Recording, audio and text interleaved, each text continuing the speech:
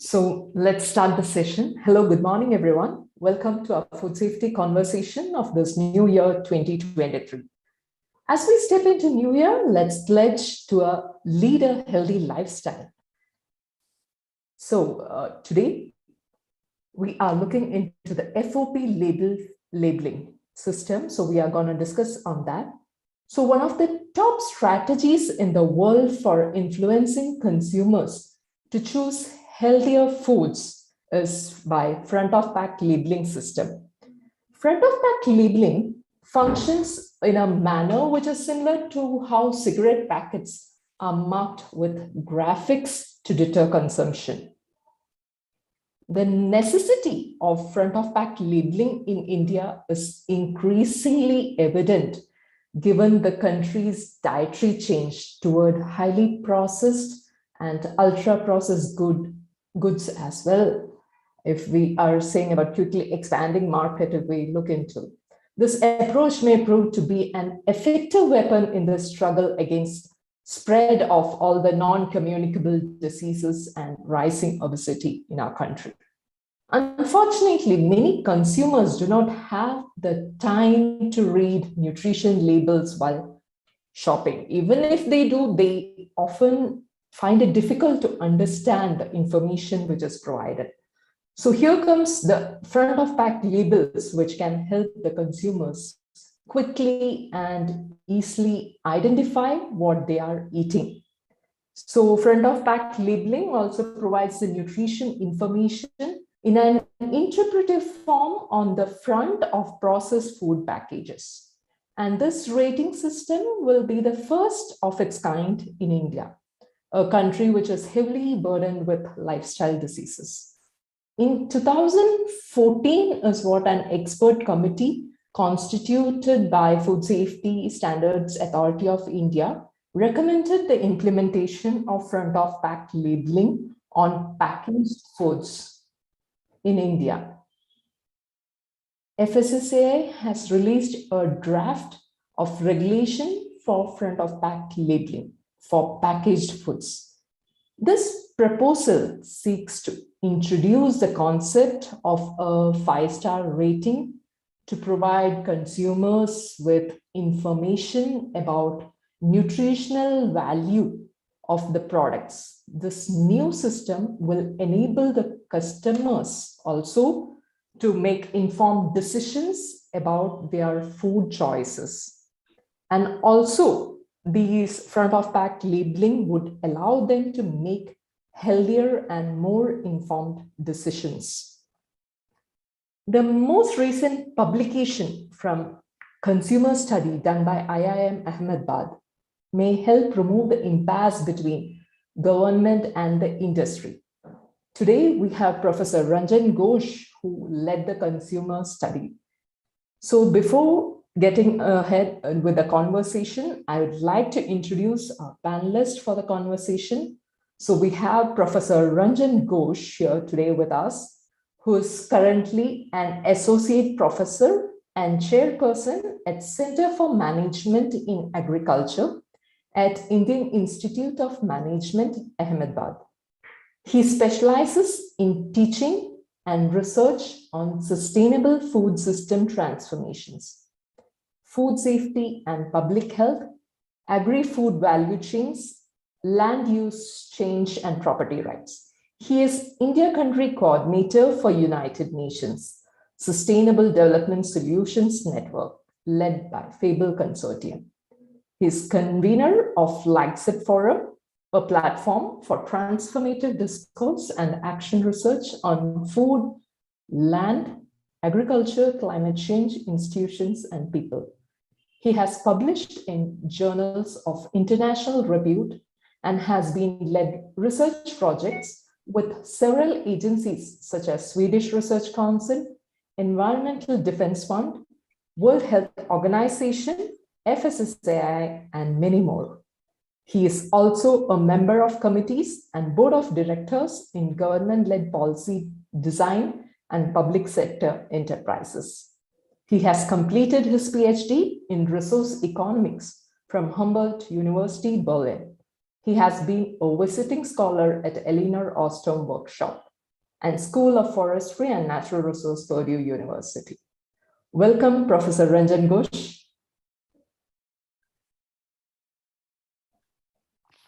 Thank you very much.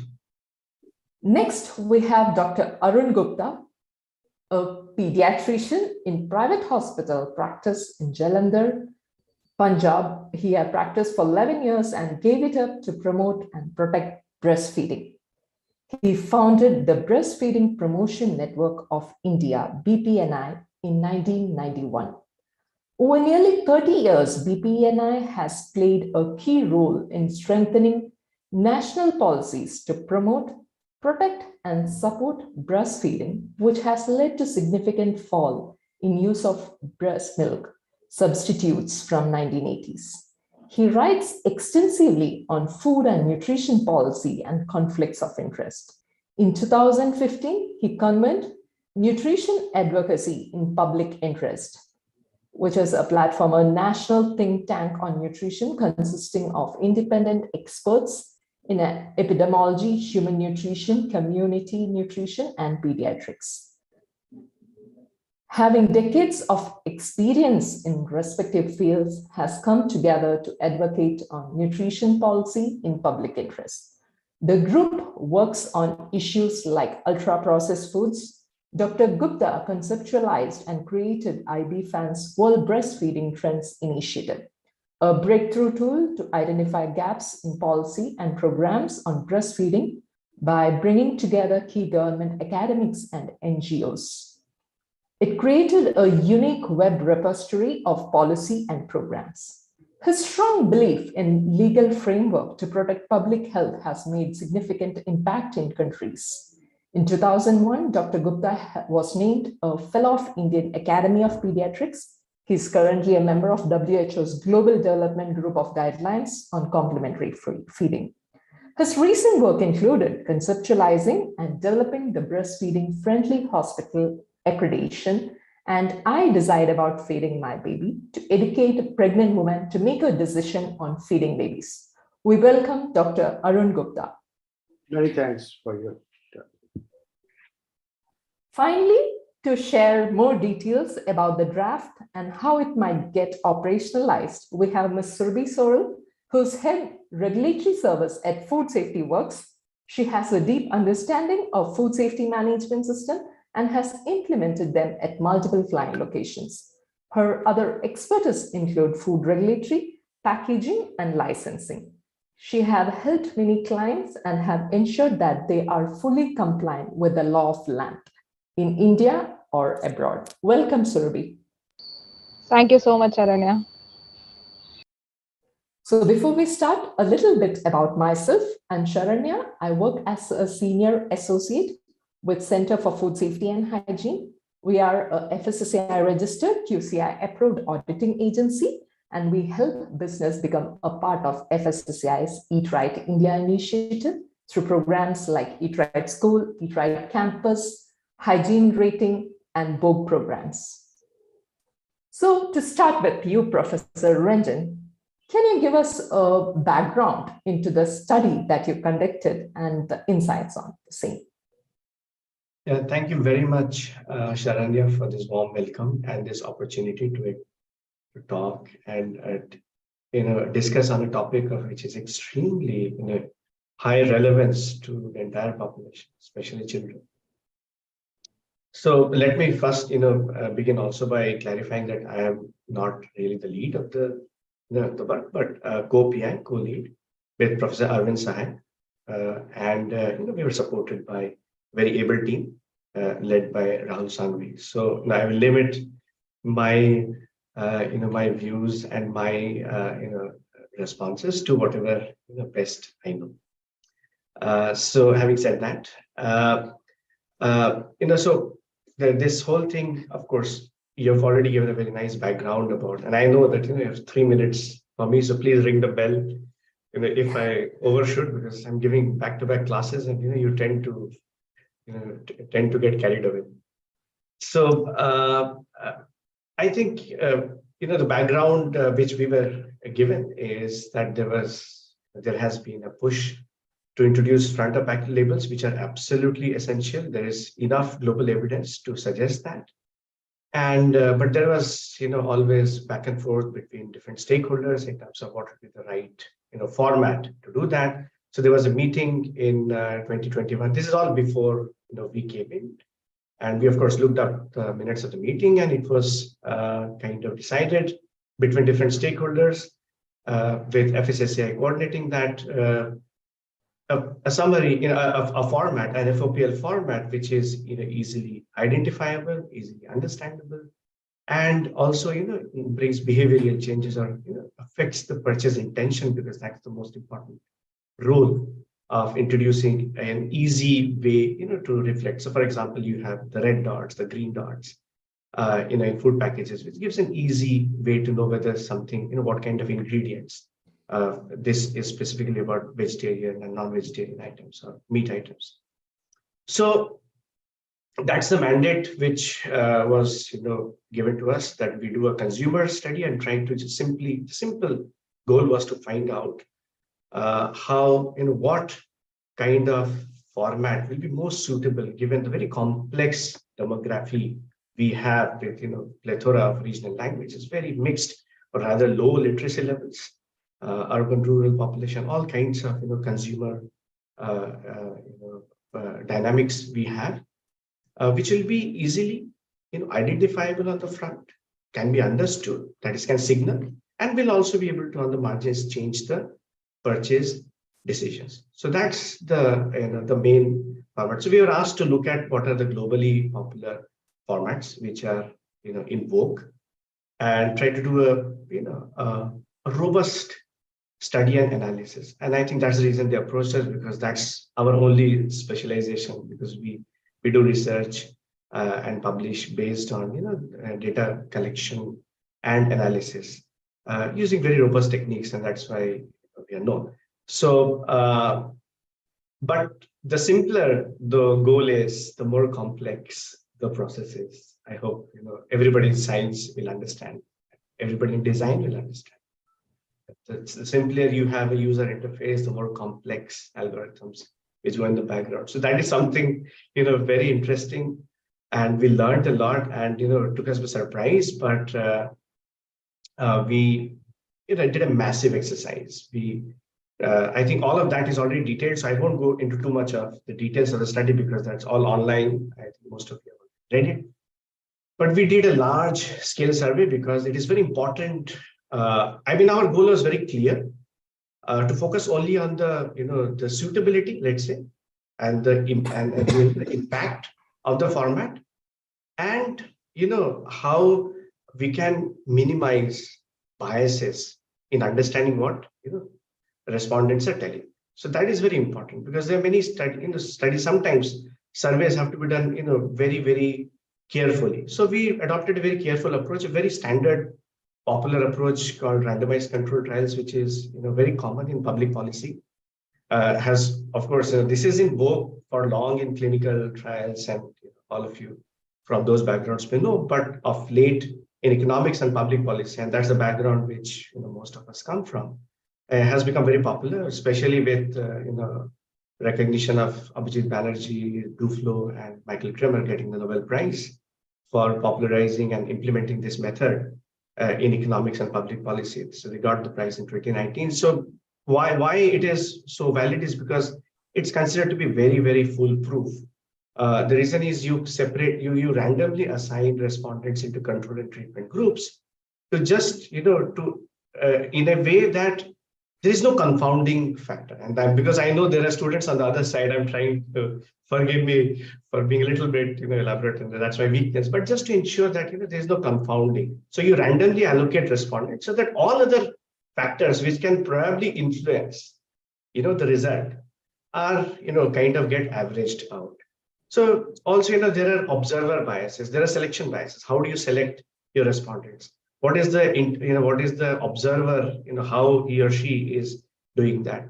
How do there are attentional biases? So, for example, some studies we have seen, not only limited to FOPS, there are only limited studies in this, but some even in the FOPL sector, but mostly in other studies. Sometimes we see that there is a tendency to, let's say, just take a set of your whatever, in this case the FOPLs, and ask, okay, which one of you do you think is the best, or which you like the most. And I think there have been some studies which have done that. These bring attentional biases. The moment you see a one particular kind of any symbol, any number, anything, here in this case a format, that brings an attentional or influences how you respond to the next. Then that influences how you respond to the next. So if you see all of them together, so for example, I'll just again for the student's sake, when a consumer goes to a grocery, buying grocery item, the consumer does not get let's say 5 items with 5 different kinds of let's say ratings or symbols for anything. Here in this case, let's say FOPLs, and they select which one of them is giving them the best indicators. Or they get one chance. They go, they look at a package, there is a symbol, and they respond to that. So for example, I was in France recently, not recently, but I think 4 or 5 months back. I don't know if you can see this clearly, but you see there's a Nutri-Score and a Milky Bar, right? So when I go to the store, I just look at this Milky Bar. I get to see, in this case, a Nutri-Score, and this has a E, which is red, you see, which is high red, which gives me a signal that, oh, so there is something wrong with this, right? And I make my decisions based on that. I don't get a chance to compare across. So a good experiment will try to recreate, simulate that kind of environment. By the way, I have this 6 months I have not eaten it. Just to say, neither my children, nobody eats these kind of stuff. But this is very useful to see and know that there is a this E is and all, and this. In the middle of the night, I was traveling from Paris to Montpellier, and I was hungry. I didn't have food, and I don't eat anything random. I just went to a store where they stopped, and then I saw this, and then I started looking at different SKUs, different kinds of chocolates, and different kind of products. Most of them had this E, and then I said, okay, at least Milky Bar would be probably good, but at least relatively better. But even a Milky Bar has E red, which is the worst rating because they have such high levels of hydrogenated fat. But the thing is that I don't go and look back and see whether there is hydrogenated fat or not, right? I don't have the time or the literacy or the interest. I just want to see quickly. So I think that way FOPLs are very, very important and give a very quick decision-making power. So we try to simulate that kind of environment, and RCTs were suitable because there we just randomly allocate to a control group where they have no FOPLs, and 5 other treatment groups where there are different FOPLs. But they make the decision once, looking at once, and they have to make a decision of showing their intent to buy or not buy. Okay? So if they look across. They look at a particular stimuli, they get a stimuli, and they take a decision. We do this across groups and a large sample size. Why a large sample size is important for an RCT, for an experimental design, is because you can minimize chance errors. So let's say you minimize attention errors, you minimize observer errors, you minimize other kinds of participant biases, all kinds of biases, but there could be chance errors and chance biases still. So that is, where it is advised that you have as large a sample as possible. So therefore, we try to touch, 25,000, and we rejected 5,000 from that because we had a very strong system of spot checks, extremely live spot checks. So the method we developed in itself is under publication and review, and we're trying to show that because we did it immediately post COVID times, and we developed a lot of innovative tools to ensure that there is any least bias which is creeping in. So that's what that's how we did our studies. Then we analyzed, we gave them different primes to test and tune our respondents to see if they're responding properly. So we have the healthy prime, unhealthy prime, and again no prime. We did all kinds of analysis, we did all kinds of tests, basically for robustness and validity of what we are doing and minimize the errors. And then, of course, the analysis is all in front of you. We looked at different kinds of the parameters, age, occupation, all of that to ensure that we have as representative as possible. But the focus is randomization. Randomization is the key to remove and minimize the biases. And then we get the results. And the results we just present as it is in the report in front of everyone. Let me just take a small detour here to also mention that we have absolutely no stake in the decision making process except for putting our results very clearly upfront. And maybe in the next, because I'm getting too long, maybe in the next round I'll just show a small slide which we also presented in FSSI, which will clarify that we have all our six parameters, that is ease of identification, understanding, reliability of information, and we just present how different FOPLs rank across those parameters, and we put it out for all of you and FSSI and all the stakeholders to study, analyze, and they then take informed decisions. So that's what we did, and so as I said, our focus is just to make sure that we have a very foolproof process, because that's all we are good at, unlike all of you who are working on very important real changes and interventions. Thank you very much. Thank you for that wonderful insight, Professor. So moving on next to Dr. Arun Gupta. So the study did recommend the health star rating system. You have been a champion of front of pack nutrition labeling system. So do you think health star adequately reflects the criticality of the issue versus other models? I don't know whether I'm a champion or not, but I have a deep interest in the health of children and our nation ever since I left the clinical side and switched over to public health. That was a very conscious decision of my life.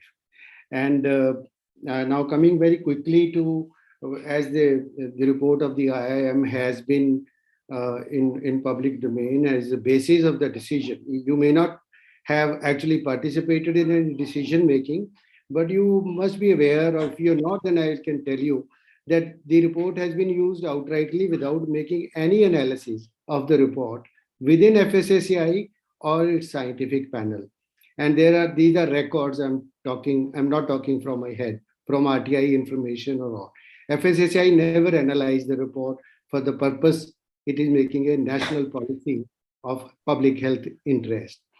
So that's something which we continue to differ with FSSAI's decision of using IIM report on its face value that recommends health star rating for public health purposes to reduce the consumption of, and we differ because of the findings of the report itself and the interpretation and conclusions. So our group as NAPI, as well as the whole of the, I'll share this position statement, the 26 public health organizations, including Center for Science and Environment, Public Health Foundation of India, Indian Academy of Pediatrics, Physicians Academy, Rheumatology, Kidney, you name it, any health professional organization, and then coming to consumer organization, which work on all the time on protecting consumers' interests, do agree with what I'm saying. And I'll share that link of the position statement with you people soon after I end my arguments. So first thing is that we do not agree with the health star rating as a recommendation of, because it came out from the IIM report and FSSAI still continues to rely on it so far. In the draft regulation, it clearly recommends health star, which has been contested in our comments of NAPI and extensive comments. I can share those links also, and the comments of several other individuals and experts and organizations like National Institute of Nutrition, celebrity nutritionists like Rujuta, and several other people have sent comments to FSSAI to consider their decision should be changed. So that's our mainstay of argument, is that FSSAI has already defined what are high fat high sugar, high salt foods and given them for example, the definition says HFSS food which contains 10% or more of its calories as sugar, total sugar, or saturated fat, and 1 milligram per kilocalorie of sodium will be considered as a high, right? And the moment you go to the next page of the regulation, it gives a threshold of 21 grams of sugar, right? Yeah. There's a contradiction in the whole thing. I would be happy, you just finish the draft notification at the definition of HFSS and let people know that these foods are high. Now, which design to use on the table is again on a debatable thing, but we and the global scientific experts have certainly, I can share those critiques, I would say, not criticisms, and the national experts, which are documented on the IIM report, why we are saying. So it's nothing against IIM, I'm saying, Dr. Ranjan Ghosh. It's about the content. How do you use this, right? Because you are making a national policy, which can't be changed. Once it is there, it won't be changed for ages. Actually, the FSSAI told us, oh, let it happen now, but we can change it a little later. No policy. I haven't seen changing policies every day or unless something bolt from the blue happens, which is not the case here. Here we are fighting a lot in the interest of public health, and we recommend, the global evidence also recommends, the country experiences recommend the warning label, which recommends high. Because of this definition, I'm very confident that FSSAI might consider this, because it's important for me to know if I'm a diabetic. I am a diabetic. I want to know if the food packet, which, for example, you showed, if the FOPL doesn't tell me anything, it gives me a star, which is not a true representation whether it has high sugar or not. Secondly, there is no evidence on earth that adding fruits, nuts, fiber, or anything else reduces body metabolism doesn't work that way, right? That if you take this or that, it will reduce the impact of sugar on your body. It doesn't even reduce the absorption of sugar, right? So once the sugar is absorbed, how do you reduce its impact on the body, which could be whatever, obesity, diabetes, and now there's several links of ultra-processed foods in terms of diabetes, heart disease, cancers, all cause mortality. Such a huge evidence base that in 21 alone, there were 368 peer-reviewed publications on the risks of ultra-processed food on the human health were published. So that's something very clear. So if you just compare these two, let's say compare the HSR versus warning label. If the battle is between the two, which has been created by FSSAI as a battle between the two, which is actually not a battle. But if you compare, for example, star doesn't tell you the product is all the unhealthy. So I just want to come back to what Saranya started with. You said choosing healthier foods, right? None of the ultra processed food can be said to be healthy. None of the pre-packaged foods, which are 100% ultra processed, are more or less high in sugar or salt or fat or all the three. Number one. Number two, there is sufficient data, evidence, scientific evidence to prove the point that irrespective of the nutrient content, ultra processing itself is so harmful to human health because it contains emulsifiers, it contains stabilizers, additives, colors, flavors, and packages add phthalates to it. All that is been documented, right? It's not something. I'm very emotional about this issue, no doubt, but it's not something that I'm saying. It's not my opinion. It's a scientific evidence saying these are unhealthy food products. So stars don't tell me that, right? The stars only give a positive, reinforcement of buying this. If you have more stars, so the regulation says half star to 5 star, from least healthy to healthiest, right? Why can't they say it's unhealthy to least unhealthy, right? Because they don't want to say it. So I'll touch that point later when you talk about why it's not happening. But now coming to the other elements, there is evidence that stars can be manipulated. For example, a company uses its product to add into the milk of which you add from your home, and adds the star value to it because it has milk protein in it, right? And if, for example, if I, as a food company, the FSSAI doesn't have the infrastructure to look into every case and test every product, if you just load on their website that this is the sugar content, this is this, this is that, they'll allocate a star value to it. Because you said I have more fiber, my more nuts, more. So there is no reason to believe that I'm right or wrong, but don't know who's going to test it in terms of, even if it was true, I've told you earlier that adding nuts to a chocolate doesn't reduce its risk to human health. So that's manipulation. And okay, let me just see the points. I've been writing down the notes.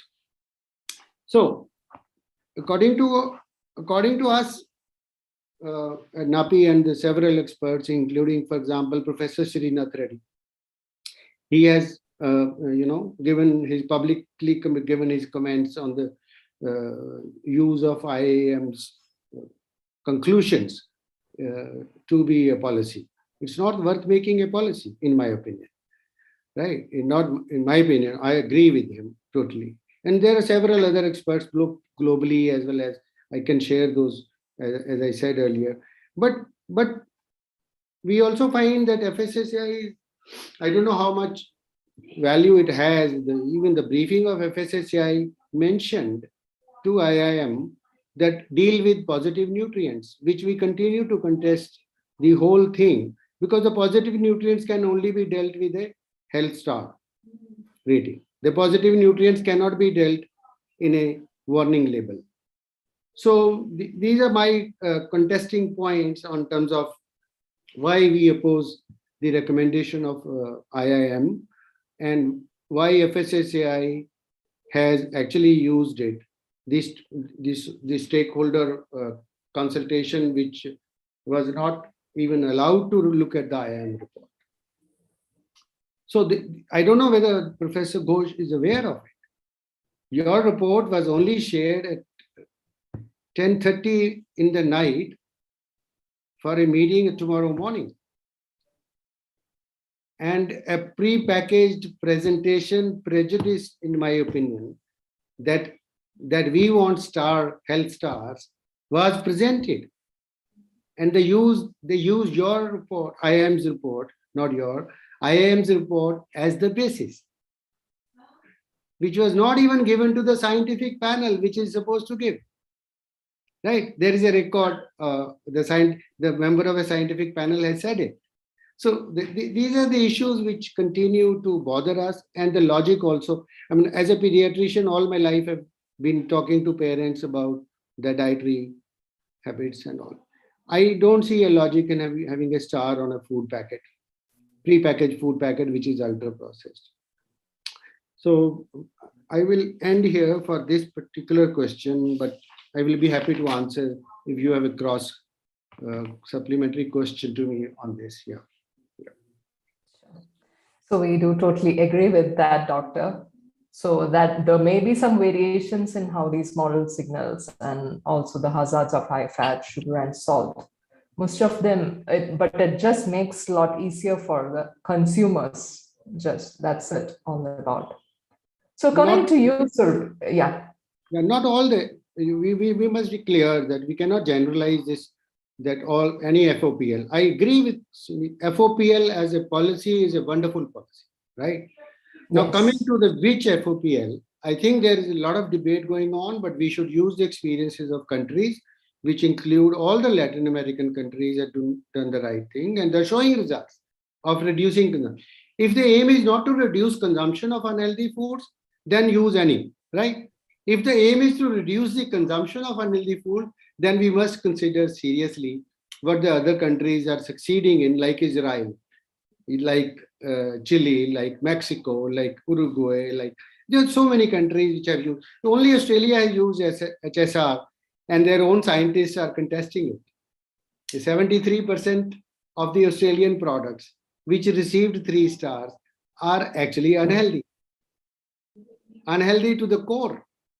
So that's where I say that we cannot generalize that put any FOPL, it will help. It won't. We have a fear that if you put stars, the consumption of such foods might increase. Yeah. So yeah, thanks for the wonderful insights, sir. So coming to you, Surbhi. So could you please share a little more details on what was published in draft notification, and also could you please talk about that proposed model? Yeah, thank you so much, Saranya. And first of all, thank you for having me here today. I am already learning a lot from my co-panelists. And since you asked me to summarize the draft, so as most of us know, that this draft came in September 2022, and it was given out to the public or the stakeholders to give their comments. This is going to be an addition to our existing labeling and display regulation that we have currently, that was recently, I think last year it was implemented. And this particular draft, as Dr. Saab said, that it has a list of nutrients, for example, nutrients which are considered as unhealthy if we consume them in a larger quantity, for example, energy, total sugars, saturated fat, sodium, and all that. And it also lists down some of the food products that are considered as healthy for us for consumption. For example, nuts, legumes, fruits and vegetables, and millets. And of course, also protein. Now, there is a system of calculation that is given over there. So, based on what is the quantity of these particular nutrients in a particular food product, based on that there is a calculation given, and based on that calculation the star rating will be allocated to a particular food product.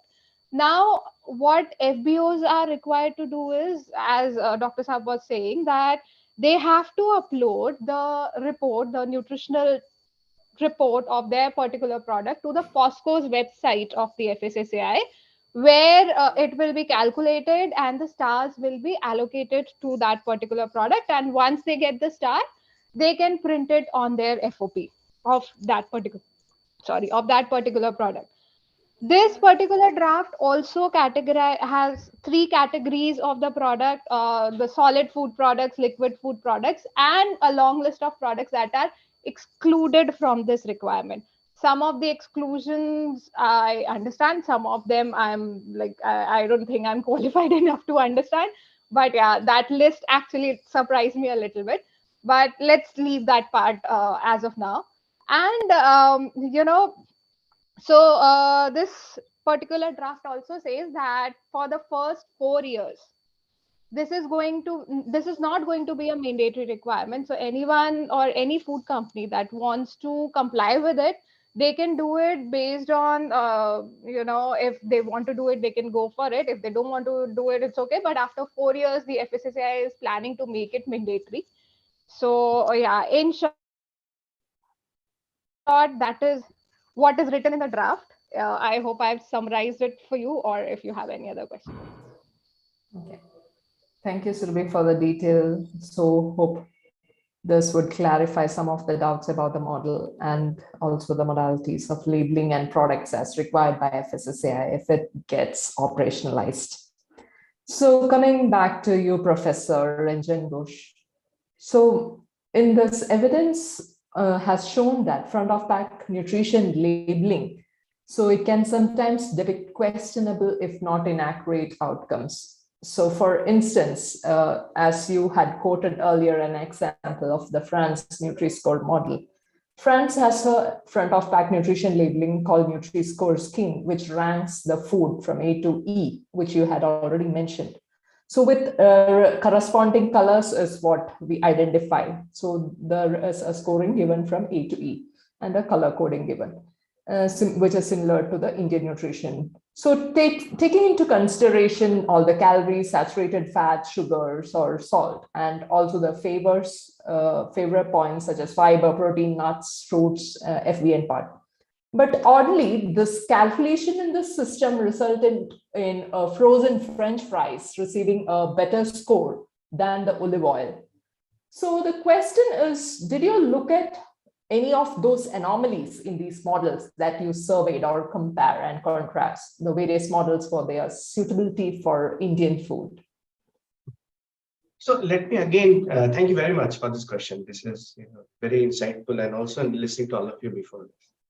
So let me, again, just simplify and clarify what, what's the remit of what we did, is to look at the formats. Now, as I know, there was a scientific panel which was working on the scoring system, and these are two different things, probably complementary, but beyond the scope of what we did. Having said that, I will, of course, my personal opinion, anything it can be manipulated. So the efficacy and implementation is very, very important. The awareness, communication is very important. How the algorithms are used is very important. And it is, it's an empirical question of how, this will pan out. So that is something which, is a matter of operation, and others would be an expert on that. What I can say is, again, coming back to Dr. Gupta's question about, what we did and why, what our results actually say in detail, if you need the report in detail. I'll just share, two quick slides here. So can I share the slides? Yes, please. Share screen. Share screen. Yeah, I think, host disabled participation. So you need to enable me to, who's the host? Sharana, you need to give me rights. Yeah, once. Yeah. Yes.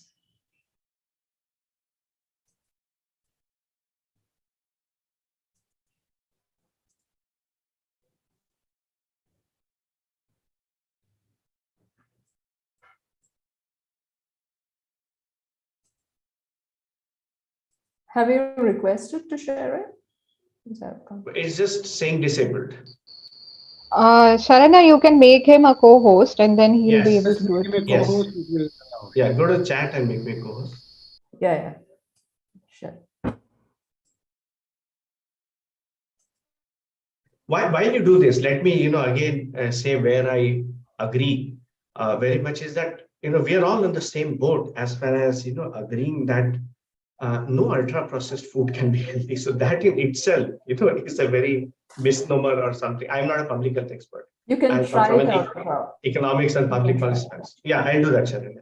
Yeah. I'm not but intuitively, and it's not only that, because we are also doing a lot of follow-up studies. We have, centers which do neural sciences. We do a lot of other stuff. We are working with other, some stakeholders who are trying to really create awareness of not only just these, sugar, salt, fat, but there are many other things which Dr. Gupta mentioned, which are extremely harmful. So I think this is just in the beginning of a long haul. We are all together in that, and let me say that I very much agree to that, but I'll come back, to that once I, share this.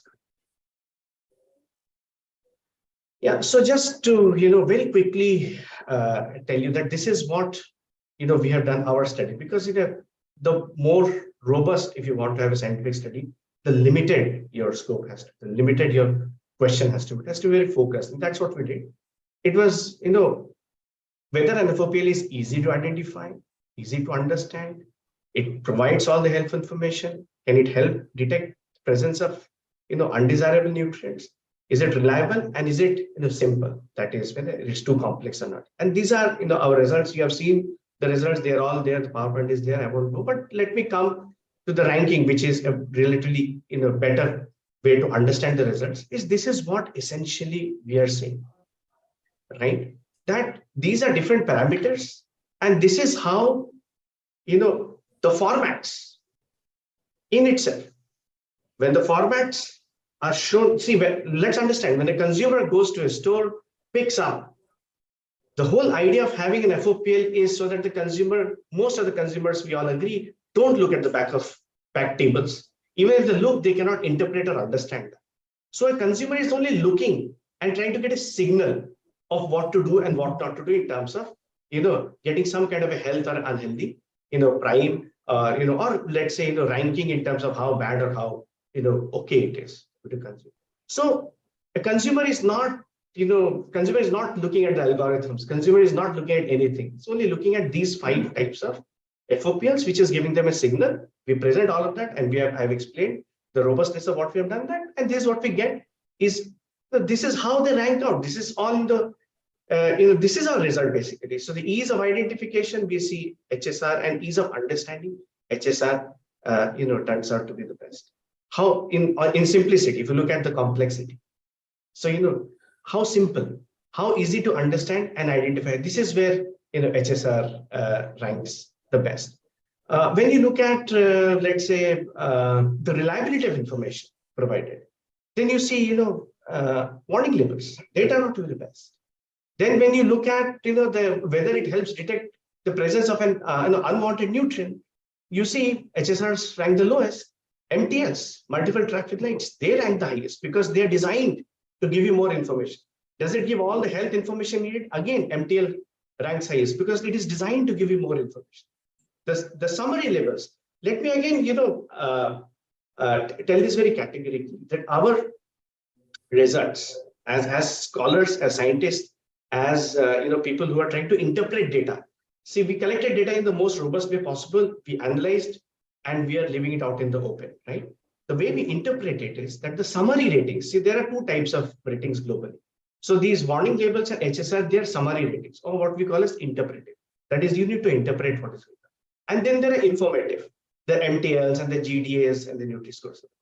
And as Dr. Gupta has already said, and our paper does a detailed literature review of different contexts, in what has happened in Chile, in Peru, in Israel, different types. And believe me, there is mixed results, empirical evidence from everywhere. So even HSR in Australia, there are mixed results.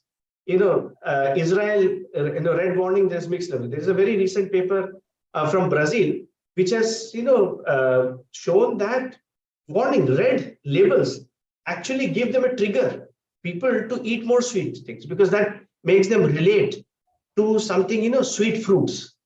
So there is a lot going on in the neural wiring of the people. And, so therefore, ultimately, we have to go to the neural level, which our labs are also trying to test and see.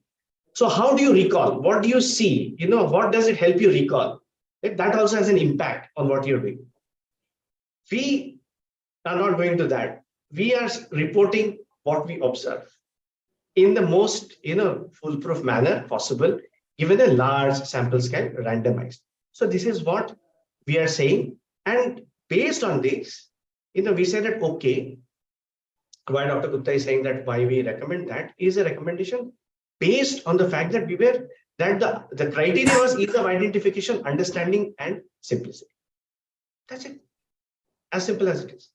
So, that's what, our, remit is, and that is what we are proposing. But the decision, the policy, it's it's beyond what our remit is. Okay. Thank you. So thanks for sharing those data on those labels. And it's though difficult to do an objective comparison also between the various models. Yeah, let me. I think I drifted off at one point, Sharon, just to say that. So we overwhelmingly find evidence, because we have been following a lot of global studies. Because I did intensive literature review, simply also because I'm also involved with overall food system transformations. I've been working with Lancet and Eat Forum, working with all of the global transformations. So as a general interest also, summary ratings we find, right, the warning labels, the HSRs, to be more effective, if you categorize as compared to the more informative detailed labels, because probably now this is where our scientific intuition or hypothesis will come. It's probably because of the mixed demography we have, probably because of the literacy levels we have. And I think Dr. Gupta has also seen the special issue in PHN, where the editors, they say that FOPLs also have to be taken, have to consider the ability to process information, which starts from literacy, not just literacy in terms of abilities to read, but also ability to process nutritional or awareness nutritional. So we have also looked at correlations with morbidities, knowledge of morbidities, knowledge about nutrition, their health awareness. In all of that we have done, and we have presented all the correlations, put it out in the open. So we find that the summary ratings, FOPLs, are actually more effective in the Indian context. And therefore, I think also, if correct me if I'm wrong, but also in the 21 stakeholder meeting minutes, because I read that quite some time back when we were starting this, it was mentioned that we don't have India-specific evidence. While it is, while we review global literature, and we have to do that, we have done that in our, but also Chile, Peru, Mexico, Israel, European context, Australian context, New Zealand, we have done that. But there is no evidence on how Indian consumers react, because they are their own species, right? We have our own, and no country presents the kind of language complexities we have. So maybe there are recall factors which have on the margins helped some kind of a format perform better in the minds of the consumer when it comes to identification and understanding. Maybe the fact that some other even within summary or outside requires some kind of literacy, some kind of reading capabilities, or understanding what so for example, if I go to a very remote place and it's said in either in one of the formats, whether it's MTL or others, this is high in sugars, it could also be interpreted as, oh, ye to zyada meetha hai. We don't know. See, that is that we are trying to interpret the data. Our job is to bring the data, analyze and bring it in front of you, and then we can take our own draw our insights. These are probably reasons, but this requires a lot of research. And I think we should do my proposition, or my thing is hope is that we will all be able to do collectively from different angles. A lot of research, marketing, consumer, public policy, public health, medical research, and all that collectively should matter. Thank you very much. So thank you for that insight. Certain models seem to work better for, it depends upon the consumers, it depends upon food strategy, the consumer behavior, all those is a matter for the success of all of these models as well. So now coming to you, Dr. Arun Gupta, contrast the situation of if we consider a 6-year-old boy and a 75-year-old man. So the 6-year-old boy would require higher calories to provide energy for his active life, as well as to supplement the development taking place in his body. So further, nutrients such as fats that are deemed negative by the draft regulations are essential for the growth of a young children, especially for the function of their brain development and all those.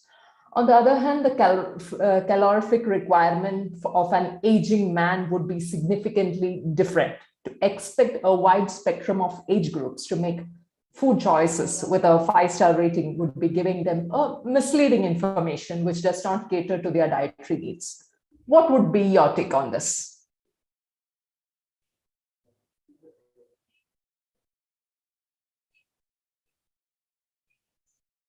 Dr. Gupta, you need to unmute yourself.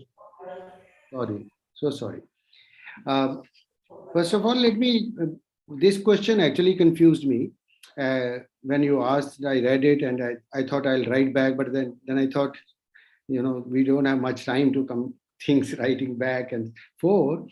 So we are talking about, yes. Let me answer that in that way. Sure. What I wanted to write to you is this, that we are talking about here for a policy to reduce the consumption of unhealthy food products, which are called pre-packaged food products or ultra-processed food, as given in your background also. And we are all talking and we are all agreeing on that their consumption is going high, and that's strongly linked to the cause of obesity, diabetes, and some whatever non-communicable diseases are.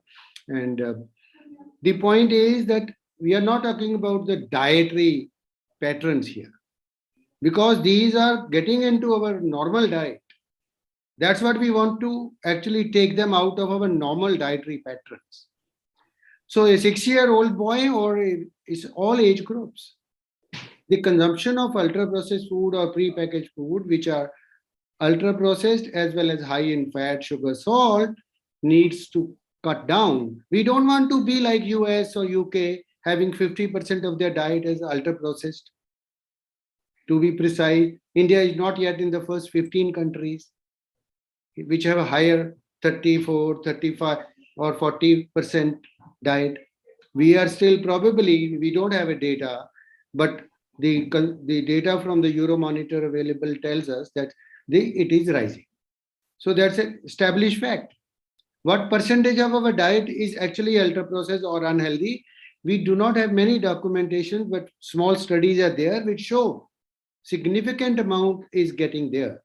And the evidence also tells us if you increase your diet, ultra processed diet by 10%, the risk of cancers, diabetes, heart disease, and all goes up by more than 10%. So that's what should be our aim, to reduce the consumption of these products rather than thinking what diet. I totally agree with you. The diet of a 6-year-old boy has to be different from a 75. The body guides the dietary intake, and the dietary guidelines have to be in consonance with, if you develop a FOPL policy and your dietary guideline coming out of a Government of India's Ministry of Health or National Institute of Nutrition differ, it makes no sense, right? If the NIN says do not consume ultra processed food, the first message this year from NIN as a new year message to people, it was a graphic. The first image of the graphic said avoid eating ultra processed foods, right? Or high fat, high sugar, high salt. Now, if we do not address this in the policy on FOPL, how do I actually get educated? So a point which Ranjan made is seriously important. I wish FSSAI and its scientists, or they would have allowed us to analyze it and then draft a policy. What they did overnight was this, that they had kept this report 7 days hiding under their tables when you submit it to them, right? And till from 7th of February to 15th of February, when this meeting took place, nobody knew what the report contains. So this non-transparent behavior actually makes you more suspicious. What is happening there? Is FSSAI under the impact of food industry? What everybody says so. And there is no denying the fact, right? There is a report of 2017 when Pawan Agarwal was the CEO. There was a study conducted by FSSAI themselves, internal study. And they prepared themselves at that time that we need to go health star rating because the warning labels are not liked by the food industry. It's documented. It's on their website, right? And he was very vocal in saying so, that we have to take care of the industry. So here is the issue which, in my opinion, is that in this question, when we talk about diet, health, and everything together, if we now, for the interest of the few people, 10 or 20 industries, for their health, for their money, if we compromise the health of our population, I do not agree with that at all. And we'll fight tooth and nail, even if it comes down to going to the courts. Because this, according to you can differ, I agree with Ranjan in terms of, I think the interpretation of your report has to be seen in the and another Indian study which has been published, you might have seen from, I don't know, the nutrients, I think, in the Journal of Nutrients. Again, puts the warning label is the best in identifying so we are not even changing the behavior. You're only able to identify the unhealthy nutrient content, right? Your report also tells for that a warning label as well as the MTL is the best, right? So the whole point is that that's the only point in the 6 indicators which you showed, which matter in scientific or public health perspective, that if you want to, so one, again, I'm reminding for the risk of being saying time and again, the point is, if you want to reduce the intake of or halt the rise of intake of unhealthy ultra processed foods, then you have to keep this in mind. the warning works. I'll share with you a study recently published on the textual warning. They are helpful actually. But here nobody tells us. Nobody tells. Let's forget the FOPL for the time being. Who tells you from the government, from the source which I trust the most, that this is an unhealthy food or it contains high sugar? Please don't eat it or avoid it or reduce it. Have you ever heard an advertisement of this nature? No. Who tells you? So where are we actually? So in terms of, if it is just an interest that whatever FSSAI does is all right, is not acceptable to people who work in public health. So that's an important point. I'm contesting the issue of choices here again. The choices are not made by people. They are forced to make choices by the aggressive marketing of the food companies, which are driven by celebrities who tell. Today morning, I was reading the Times of India. There was a female celebrity. She says, I eat healthy. She has just given birth to a baby. And now she says, I eat healthy. I don't eat unhealthy foods. And she doesn't shirk in endorsing a product containing 40% of sugar. These are the double faces. Which celebrity? I don't know to name it. There are several in our office. We've analyzed 48 advertisements recently, all of coming on TV or newspapers. All are by this definition of WHO or by FSSAI's draft notification. All are unhealthy food products in 1, 2, or 3 ingredients, right? Half of them use celebrities, half of them use children, half of them are on TV, half of them are newspapers. In last 6 months, we just analyzed that. So why this? And the Consumer Protection Act guideline says, now this is something which you need to ponder over. Unless there is a warning on a food label by a law, the endorsement of celebrities will not stop. That is written in the new guidelines issued by the notification issued by the Consumer Protection Authority. Now, what is that? You are helping the industry and the endorsers both. You are not putting a warning label for last 10 years. And at the same time, you allow marketing of the same unhealthy foods. So what people can't make choices like this. So both are playing games with the lives of people. That you don't allow a warning label. Industry doesn't want a warning label. 2019, it was accepted. MTL was accepted, right? I'm sure all of you are aware of that. Yes. The multiple traffic light was accepted based on WHO thresholds, but it was not acceptable to industry, and it was shelved. So what are we compromising? People's health. So people's health is compromised by the intake of unhealthy food products. If it goes up, people get sick, people die also, right? So that's where now I'm coming to the last point of child.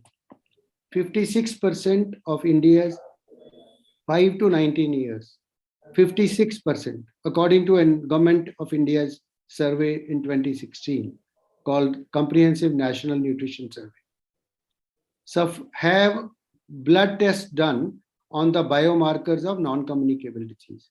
They are positive in 56%, right? In last 5 years, obesity in both men and women has increased by almost 25%.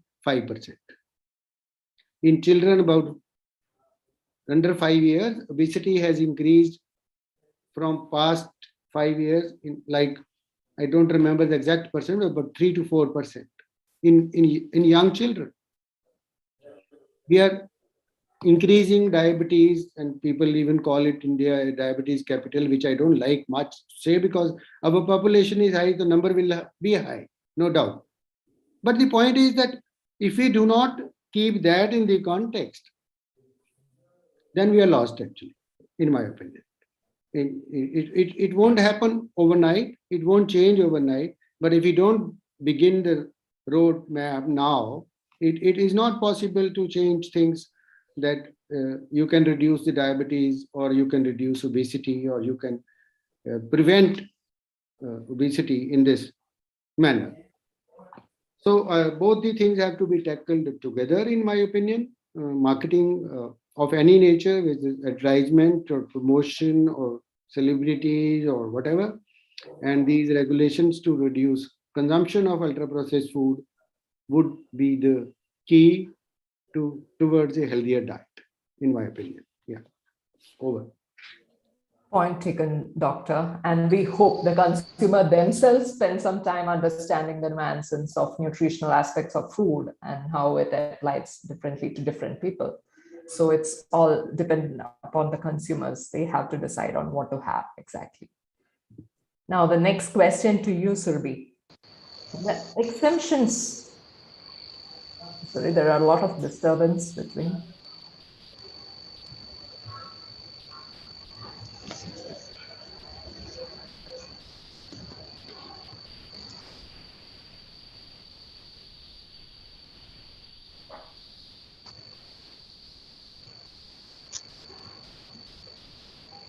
Surbi, can you hear me? Yes, I can hear you, Sharanya.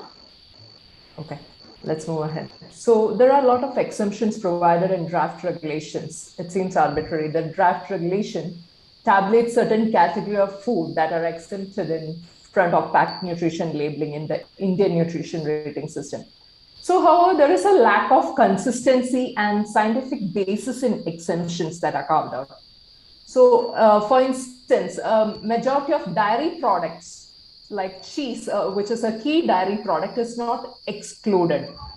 So, further, the categories of product that have the potential to be high in sodium, sugar, such as condensed milk, egg-based desserts, seasoning and condiments, salads and sandwich spreads. So, if consumers are expected to make decision based on the ratings, then it is counterproductive to have products that the draft regulations aim to discourage be excluded from the purview of Indian nutrition rating system. So do you see any rationale in exempting some of these products? Yeah, so I'm honestly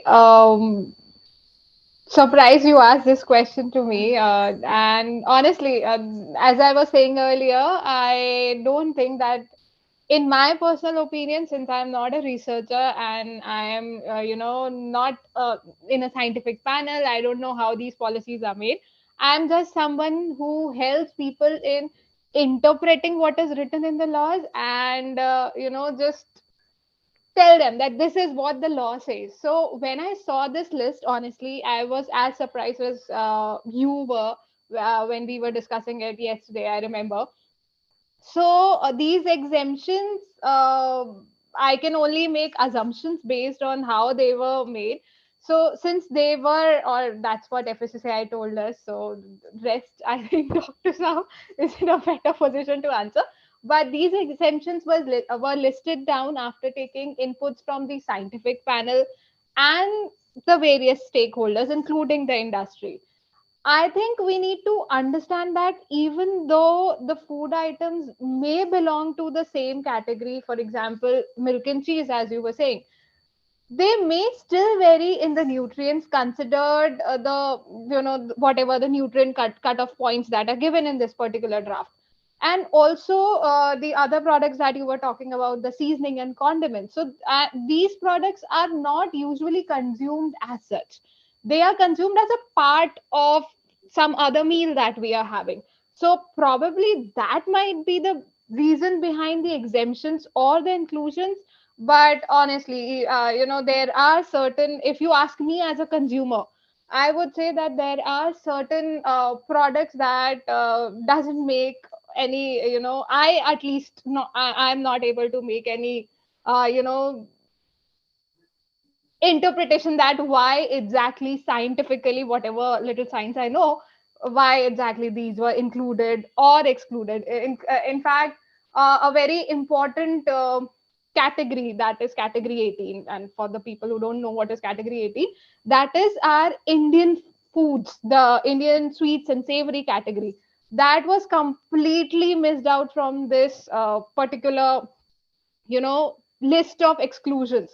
So I don't believe that all our Indian foods are unhealthy. And I seriously, as I said, I'm unable to understand why none of the products from that category was included in this exclusion. So yeah, I would like, I don't think I'm the right person to answer if this list is okay or not. But as a consumer, if you ask me, I will differ a little from this particular list. So I think Professor Ranjan could comment on this question as well. So he would be the best. Well, as I said previously, I'm probably even in not half as qualified as Surabhi to talk about this because as it Yes, I'm since not you have we have worked not on been the involved model. with this scientific panel or the new rating system which has the Indian nutritional rating. I don't come with a food science background. As I said, our mandate was very, very clearly and specifically on the on the format. So so format was separate issue altogether as compared to the scoring and the rating. Okay. So since while the things like condensed milk and seasoning and all these spreads might not be consumed by themselves, but the same could be said about oils too, and the egg-based desserts oddly stands out. And so thereby we'll move on to the final set of questions for the panelists. So next one to you, Professor. So as per the studies published by IIM, it says the HSR also seems to have a better acceptance among the urban consumers than the rural consumers. So considering the sample size favored the urban population, so as per the data, it says around 52% respondents were urban. So they're definitely not a fair representation when we consider the Indian population is only 35% urban and 65% comprises of rural. So this co-preference for HSR, and they are likely living in urban areas. So did you notice this in your study, and do you see this as a point of concern?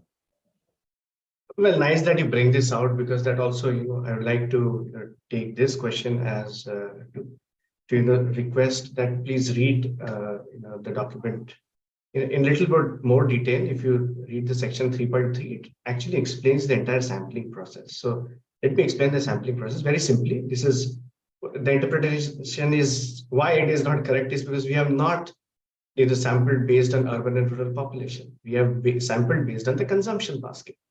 So the proportions you are seeing, the state-wise proportions, they are state-wise NSSO data. We took NSSO data, looked at the consumption of processed food, chips and biscuits in this case, and then the ratios are the ratios of different states consuming, the proportions are the proportions of processed food consumption, chips and biscuits. Then, the rural and urban sampling is based on how much of that consumption basket of, processed food is between rural and urban. So, for example, if you go and you want to, let's say, study, I don't know, effects of midday meals in municipal schools, you don't go, and sample geographically and where you have a risk of going to a region in a district where there are no municipal schools. So you'll not end up getting anything. You take the sample of municipal schools where midday meals are delivered, and then you start your stratification. That's how you do. So what essentially this the data is, and read section 3.3. It gives the details. Is that 52% of of the total consumption of chips and biscuits, which represents our processed food basket, 52% is consumed in urban and 48% in rural. So that's how you read the data. So just to clarify, and the entire thing, so entire sampling is very, very, very cautiously, very carefully done. We have all the information available. Having said that, I will, just want to again, add on to Dr. Gupta's piggyback a little bit on the discussions previously, because again, I will not go beyond the remit of what I know. As I said, I'm not a nutrition scientist, but what again, as a behavioral economist, what I see, and as an observational person, when you talked about the previous question to Dr. Gupta, food habits are not just, there is a substitution effect of food habits. So the more, the more our children consume processed foods, whatever their requirements are, it also takes away, substitutes, their ability to consume fresh food, their habits of how they consume food. We know what processed food does is, it spikes the glucose levels. And that over a period of time, when you keep on having that, as you grow up, you are walking into a permanent trap. So we also have to look at what it displaces. It displaces ability to eat good food. So we are associated a little bit. I try to, wherever possible, to the movements of slow food, right? Where you develop habits for children especially, where they learn to eat fresh, slow food, right? Not fast food. So having said that, again, this is beyond remit. This is my personal. These are my personal views, which I think I just wanted to share with you. And there is a lot of adulteration also. So one of the heroes, I mean, the hero in my household is suddenly switched from Messi and others to Ronaldo. The day so we are very fond of watching that video where Ronaldo is, as Radha was saying. I mean, again, this is public platform, so I don't want to talk beyond my remit and about celebrities because I don't know enough to comment. But look at the way Ronaldo, just wished away beverages and said, drink water. So I think there has to be responsible, there has to be responsible marketing, there has to be responsible consumption, there has to be communication and awareness. Whatever FOPL eventually, FOPLs are a must, right? And we strongly see from our results that summary ratings are going to be more effective. That's what our results, our data says. But whatever it is, there has to be strong communication awareness, programs. And that is where all the stakeholders have to come together. We cannot leave it to any particular, agency or anybody else, or the markets or any particular one single stakeholder. Everybody has to come. So I think that's these are my points. But do look at the data, and there are other questions. Please feel free to get back so that these simple confusions don't exist. Thank you. Sure. So fair point as well. So I'd move on to the next question to Dr. Gupta. So it's been 8 years since the expert committee have bought this. So yet we have not been able to get into FOPL regulation. So what do you think are the impediments to getting this done?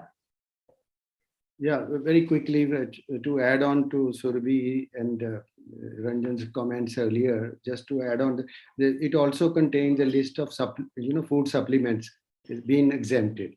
So I agree with FSSAI, the milk and other things are going to be dealt by some other regulation.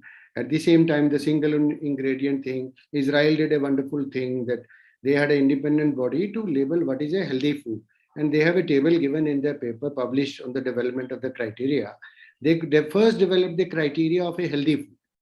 How did they do this? So the committee actually listed if the food item, packaged food item contains this. So there's a whole list of things listed there. So objectively going through that list, one can easily identify which is a healthy food. And those products which are like raw foods and other things, they are the ones which remain, which are being replaced, as Ranjan rightly said, right? So that's what we don't want actually, right? So they are given a package green FOPL by Israel. So how it happened, because I am deliberately using this example, this will answer your question, why it took 8 years, right? Israel never used, nobody from the food industry having conflicts of interest was allowed to be sitting on that committee table, which decided the criteria for FOPL. For a decision on a healthy food. What is a healthy food? And rest, what is remain is unhealthy. And then within that unhealthy, they had a criteria of high sugar, high fat, and high salt, and they were labeled along with a salt shaker or a signal of sugar and a signal of what is the third one? The fat, the butter. So the point is this: how do you do it in India? I hate the term stakeholder, honestly. We have all been swayed by this term stakeholder in the last 20 years, right? If you just Google it, you will find that it was not being in use for 30, 40 years back. This term was not even used, right? When it started coming, when industry was put to an accountability clay by the civil society or the public health people, that you need to be accountable to people for whom you are selling this unhealthy food or any other product. So industry came out with a proposal. They don't want to be accountable. They say we want to be responsible, right? So the CSR, the stakeholder dialogues, the public-private partnership evolved from there, right? And UN joined their hands with them, creating a UN Global Compact. With if you have $10 million, you put into, you become a member of the UN Global Compact and use the halo of UN to sell every damn thing you want to sell. It might appear as an anti-industry. People call me, are you anti-industry? So no, I'm saying, no, I am not anti-industry. I am a pro-public person. So the point is this, that when public health is at stake, there is no reason for industry to be sitting on the table which decides a national policy for your and mine health or children's health. That's what is happening in the FSSAI. 80% of the stakeholder is food industry. 80%. Now, when IIM report was put to that meeting, very quickly they said, yes, we go by what FSSAI is saying. We go by IIM report because they are saying HSR. The report has its own reasons, but nobody actually put their mind to it. That the report actually tells you that what you actually want, if you want to identify unhealthy nutrients, the warning label and the MTL is the best. But the board, people didn't look at it. They only looked at the conclusion that if you combine both, you want to identify, you want to ease of identification also, then HSR. So there is nothing else included in those minutes except that line. And when we asked this question to FSSAI, have you analyzed it? They said, no, we did not. Your scientific panel analyzed the report? No, we did not. Now, another example is Eat Right movement. Have you ever seen Eat Right movement telling people not to consume ultra-processed foods? No, because all the food industry is a member of Eat Right, and they promised so many things 5 years back. Just go and check which promise they have fulfilled.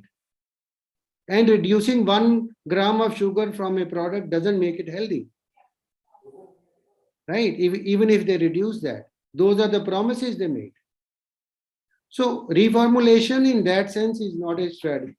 I would say reformulation can only be done in terms of, if you really want to reformulate, then you have to reduce ultra processing, you have to reduce sugar. If you don't want to reduce, for example, ice cream cannot be made less than 40% sugar. Chocolate cannot be made less than 40% sugar. We have no concern. You make it, sell it, but don't promote it. And put a warning label on it. So if you don't even do this, it means you are only interested in people consuming it. The government is a party to it then. So that's why the decision is not happening. That's why it takes ages to analyze as a report. I have read IIM report 4 times, Professor Ghosh, right?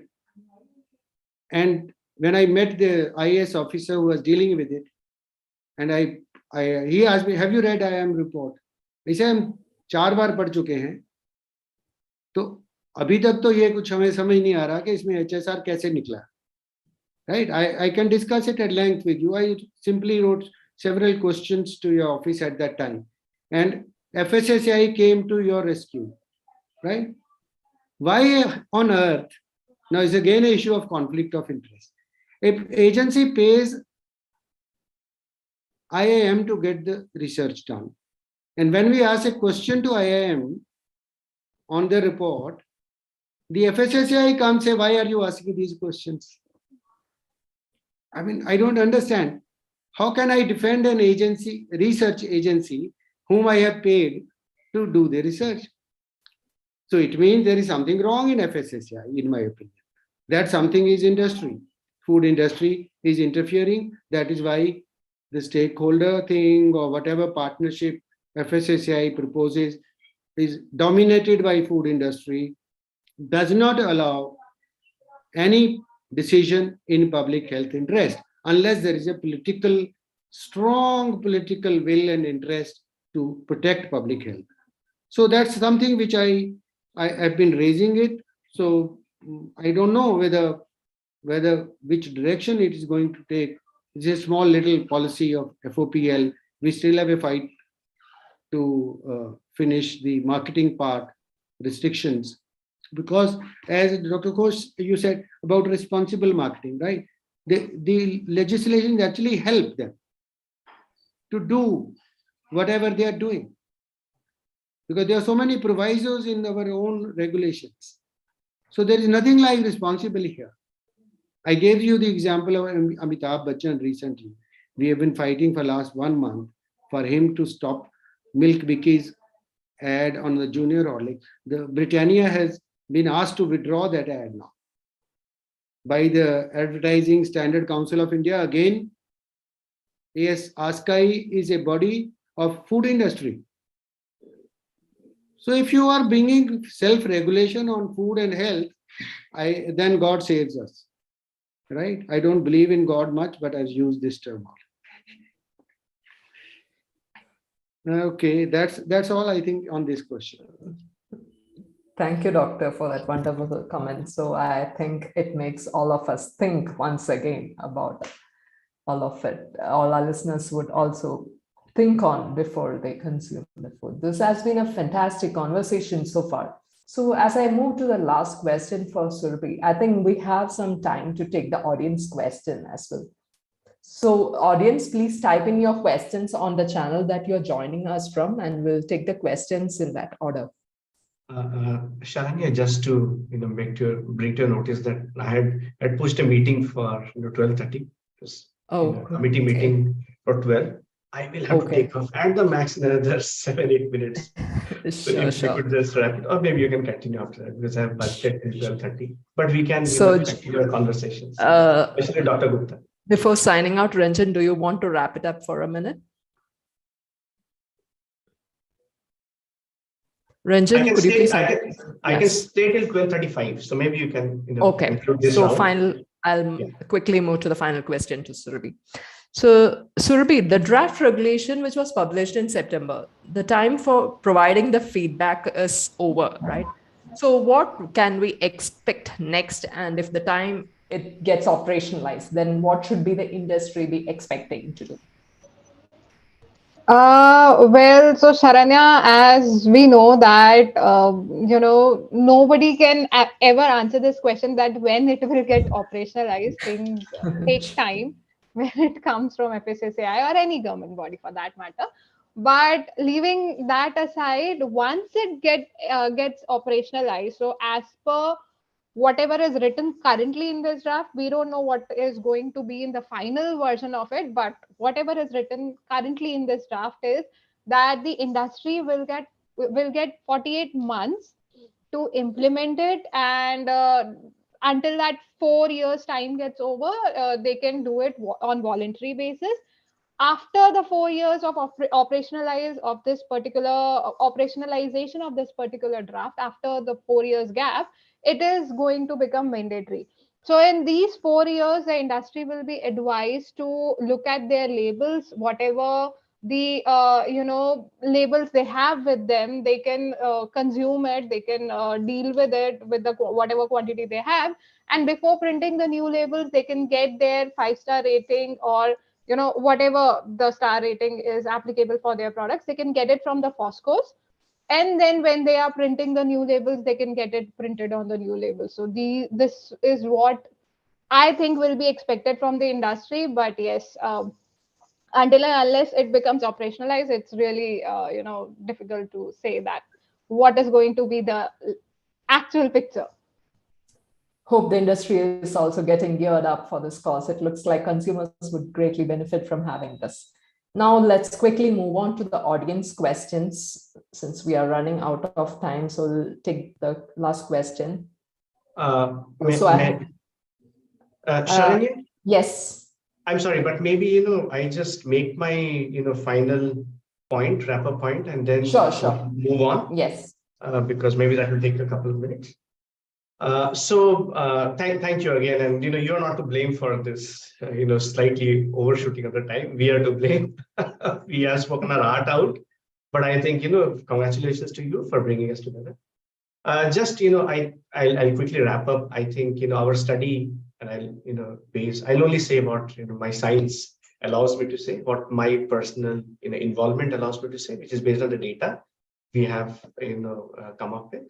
FOPLs are extremely effective and important, not only global evidence, but we also do experiments with our consumers, a large consumer base, and a very clearly intended, designed, experimentally designed, robust study as far as we are concerned. And that shows that front of pack levels are absolutely important. We also see that summary ratings among the all formats are more effective because they can give quick signals and information, can help them decide and changes their purchase intentions. And I think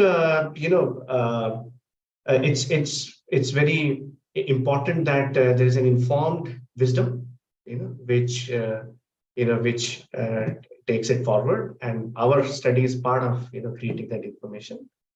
And I think more research, more engagement, awareness is needed for whatever way is forward for this to be effective. And yes, and let's save our children and the next generation. So yeah, I mean that's thank you. how Thank you so much. Wrap up. Thank you so much, Professor Ranjan Ghosh, for having you here. It's a pleasure. So thank you for your time for being here. Thank you very much. I'm very sorry I could not, stay a bit longer. Sure. But maybe we can continue these conversations.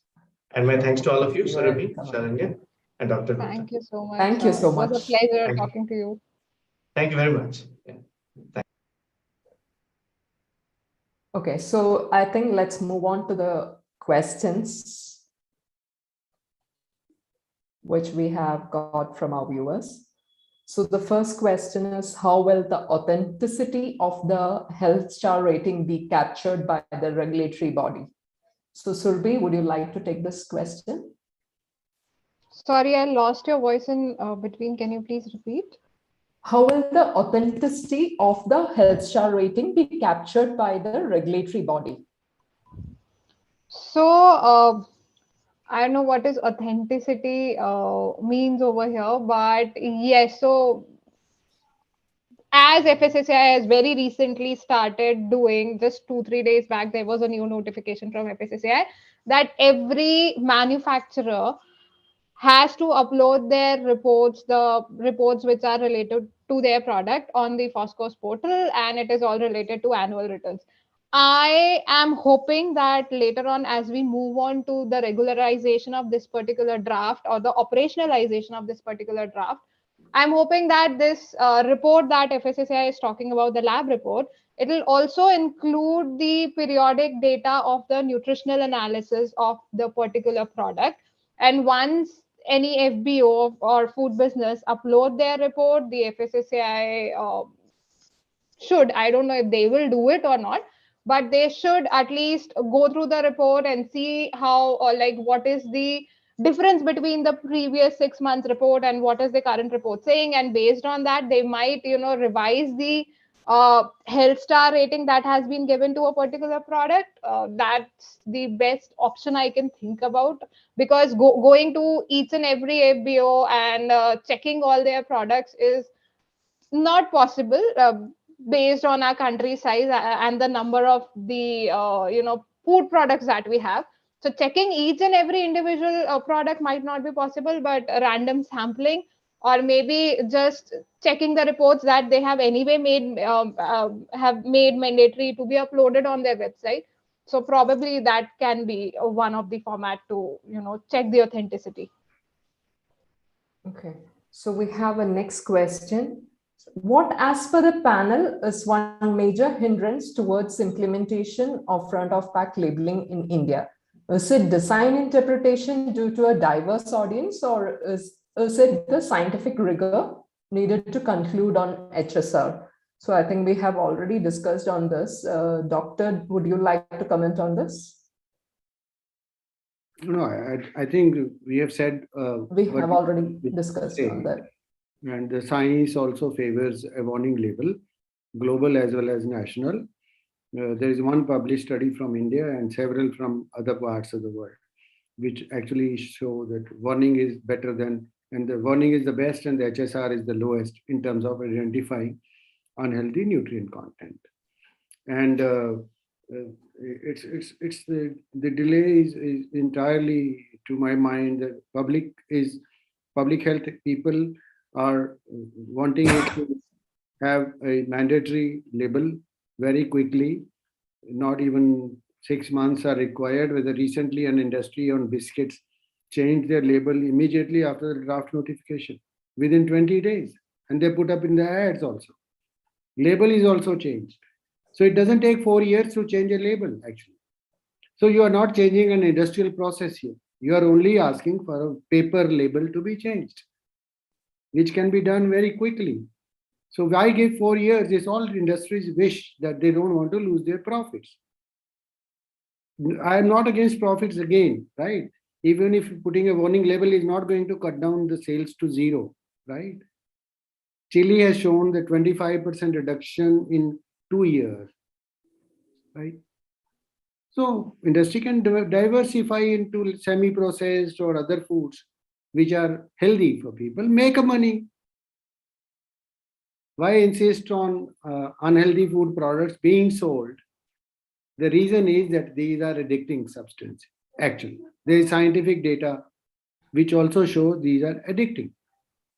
Industry is interested in that addiction. They make you eat more so that you continue to, it drives you to eat more. So this is the basic problem in the ultra processed food market, that it drives you to eat more. So urgent action is therefore required in that sense. I don't think it is in the interest of the government also. Because more people will get sick, more healthcare costs will go up. Yeah. So one final question is there. So, but it doesn't relate to our today's conversation, but I think doctor can take this up. So the question is, in the post-pandemic times, how should the elders and teenage children should look to have a healthy diet? Yeah, rely on diet which is prepared, cooked at home, unprocessed and minimally processed diet. Everybody, not only the elderly, every human being, if they rely on a diet which is unprocessed, minimally processed, and culinary diet, which we make our meals, right? And at the most, it can get into a processed diet means where the food is there, but it is packaged such to preserve, like peas or whatever you can say, the real food like pineapple or any other fruit, which is stored in a can, but which is, we need to be mindful of the content of that preservative. If it is high sugar content, we need to be wary of that. Not that sugar is banned to be. WHO recommends 25 to 30 grams, or 25 to 50 grams of sugar consumption per day for an adult. So the point is, if you eat that healthy food at home and you also want to eat something sweet at home, add your sugar and eat it. It's not something that you're just scared of a sugar. You should be scared of a sugar coming out from ultra processed food, as somebody rightly put it. So we would like to close this session with some quick final remarks. First off to Dr. Yeah, So no, what would you like to add to that? My final remark is actually focused on that there are three policies which the government has to construct for reducing the consumption of or halt the rise of ultra processed food products in the country, which come in pre-packaged form. The one of them is having a warning label on the front of the pack, which tells you the food is high in sugar or salt or fat. Second is a policy that would, any food which is high in fat and sugar, as per the definition of FSSAI, should be restricted for marketing. That is number two. And third is, government should consider putting a higher GST on the products which are ultra processed. It has been put on a soda drink or something, I don't remember, which called Syntex. It was a few years back, a 28% GST was put on that. So recognizing the same, why did they put the 28% on that cola drink? Why not other products which are equally harmful? So that would be my final comment, that it might take time, but the government should work in that direction, in that sense. Okay, thank you, Doctor. And last but not least, Ms. Surbi, what would you like to add on it? So first of all, thank you so much, Aranya, for having me here today. And it was a great learning opportunity for me interacting with these eminent co-panelists. I know I am nowhere qualified to be here and sitting on the same level with them. And like very low at my learning curve right now. But yes, having said that, I really hope that whenever this policy comes out in the market for people to follow, this doesn't just be one of the policies just for the sake of it. And I really hope that it actually helps us in making a healthier society.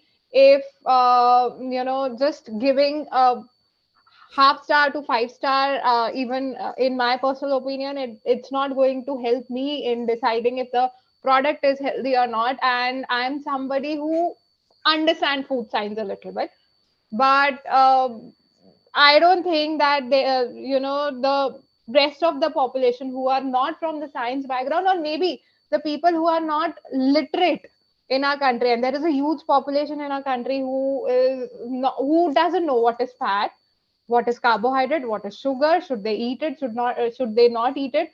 For them, just giving these 5 stars might not be a very useful thing. Traffic signal, as sir was saying, I totally agree with that.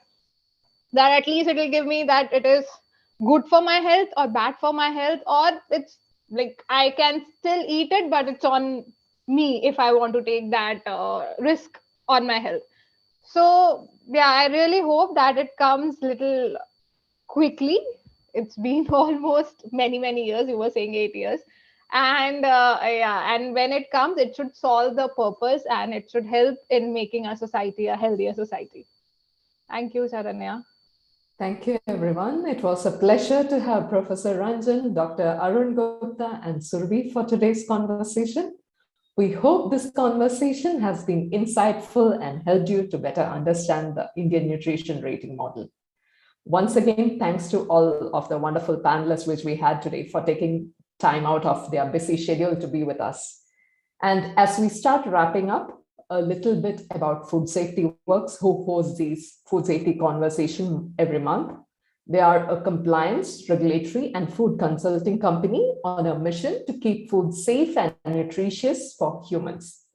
They help clients with design implementation of standard and regulatory compliance for national and international standards. Food Safety Conversation is a monthly webinar series to share knowledge from the practitioners on the various aspects of food and safety. Do share your feedback on feedback@foodsafetyworks.in. If there are topics that you would like them to cover, please send the request to the same email ID. So stay updated on the webinars. Please subscribe to the YouTube channel. You can also follow Food Safety Works on FB, LinkedIn, Instagram, and Twitter, and their handle is Food Safety Works. They regularly share news and insights about what is going on in the world of food safety. As a company, they are committed to sharing the knowledge and providing end-to-end solutions for food safety. They conduct regular online trainings on various topics, including FOSTAC trainings, as per FSSAI mandate. You can download the Android app from Play Store, look for the food safety sharing sessions to check out how they can help you on your journey of health, safety in food. Please visit their website, www.foodsafetyworks.com. While you are there, don't forget to subscribe to the newsletter. Thank you once again for joining. Have a good rest of the day. Thanks a lot. Thanks a lot for having us. Much. Thank you so much. Yeah. And Thank for you, the sir. audience, I would say avoid eating ultra processed foods and those foods which are I don't call them food, actually food products which are advertised. Bye-bye. So Thank thank you you so much, all. sir. Thank you all. Thank you, Bye. Sharanya. Bye bye. Thanks a lot.